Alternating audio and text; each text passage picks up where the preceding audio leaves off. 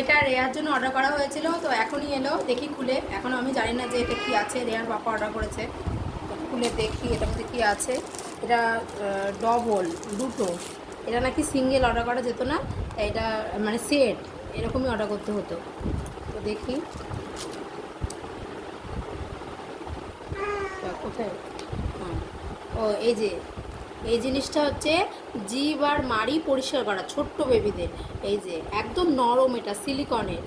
এইভাবে করে I think এটা এইভাবে করে এখান দিয়ে মাড়ি পরিষ্কার করে, মানে জিভ পরিষ্কার করে ছোট্ট বেবিদের। এটা কিন্তু লাগার কোনো ভয় নেই, মুখে মাড়িতে লাগার কোনো একদমই ভয় নেই। এটা একদমই নরম, এই যে একদমই দুমড়ে মুচড়ে যাচ্ছে, একদমই এটা দুমড়ে মুচড়ে যাচ্ছে। মানে এটা দিয়ে ছোট্ট বেবিদের মানে জিভ আর মাড়ি পরিষ্কার করলে মানে একদমই লাগবে না ওদের।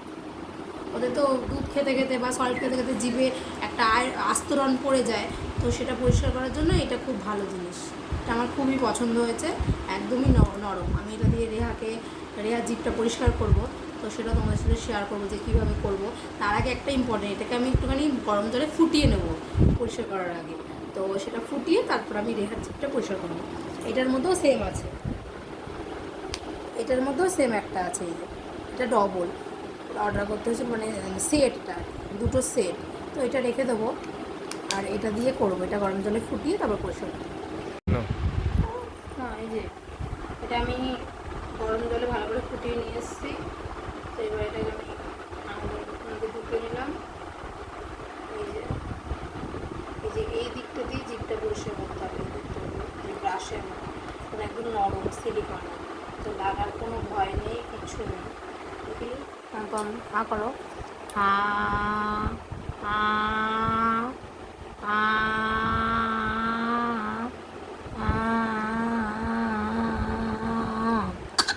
আস্তে লেগেছে মনে হয় মাড়িতে।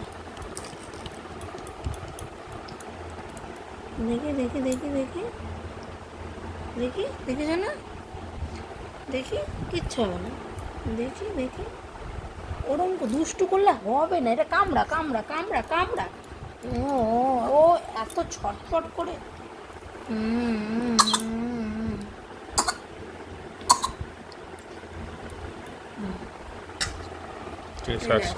সেটা তো হয়ে গেছে।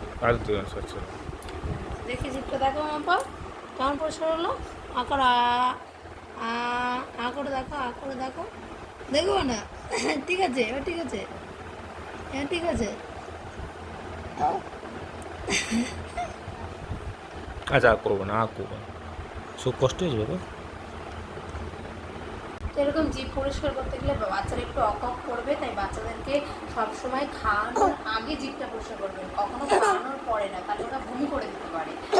তাই জন্য আর এরকম করবে, কোনো ভয়ের কোনো ব্যাপার নেই। সেটা আপনারা সুতির ন্যাকড়া মানে সুতির কাপড়কে জলে ফুটিয়েও জিভটা পরিষ্কার করতে পারেন, আর এটা দিয়েও পরিষ্কার করতে পারেন। তো আমি প্রথমে ওকে কাপড় দিয়েই পরিষ্কার করতাম, ছোটো সুতির ন্যাকড়া দিয়েই পরিষ্কার করতাম। তো এখন এটা দিয়ে পরিষ্কার করি, তো একটুখানি অকক করে, কিন্তু এর কোনো ভয়ের ব্যাপার নেই, কিন্তু জিভটা ভালো করে পরিষ্কার হয়ে যায়। আর জিভটা যদি ভালো করে পরিষ্কার না হয় তাহলে কিন্তু বাচ্চারা খাবার টেস্ট একদমই পাবে না, কারণ ময়লা একটা আস্তরণ, দুধের আস্তরণ বা খাবারের আস্তরণ জমে যাবে, সেই জন্য ওরা টেস্ট পাবে না আর খেতেও চাইবে না। তাই জন্য জিভটা পরিষ্কার করা অত্যাধিক জরুরি, কিন্তু এটা একদমই। তো ওই বাচ্চারা যে অকক করবে বা কোনো সময় বমিও করে দিতে পারে, আমি অনেক ডক্টরের কাছে শুনেছি জিভ পরিষ্কার করতে গেলে বাচ্চারা কিন্তু অনেক সময় বমিও করে দেয়। তো এটা কিন্তু ভয়ের কোনো ব্যাপার নেই, সেই জন্য বাচ্চাদেরকে সবসময় ফিট করানোর আগে জিভ পরিষ্কার করবেন, ফিট করানোর পরে নয়, তাহলে ওরা বেশি বমি করতে পারে। তো এটাই হচ্ছে মানে বলার বিষয়।